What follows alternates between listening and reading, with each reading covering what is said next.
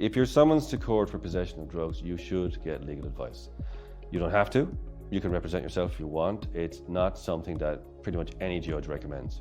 And in fact, if you come into court without a solicitor, the judge will ask you pointedly if you want to get a solicitor. Of course, you can refuse if you want, but it's not advisable. You should get a solicitor because they know the implications of a drugs conviction, maybe more than you do. And most judges like to see people represented because it's in their best interests. If you're represented, you're not likely to say something against your best interests. Sometimes people come into court, they represent themselves, and they blurt out something, maybe because of nervousness, that actually makes their case worse. So you should look at seriously getting yourself represented by a solicitor, yeah. If you've been caught in possession of drugs, what happens next? Well, what happens next is you will be summoned to court. Depending on, no matter what the guard says to you, and sometimes people tell me the guard said there won't be a summons. There will be a summons, guaranteed, 100%. There'll be a summons to court.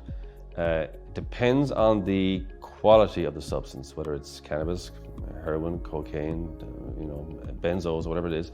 If it's if it's cannabis, it's under a certain value, it's going to be district court. If it's the other substances, and it's of a higher value, you could be going before the circuit court, before a judge and jury, if they think you had it in possession for sale or supply.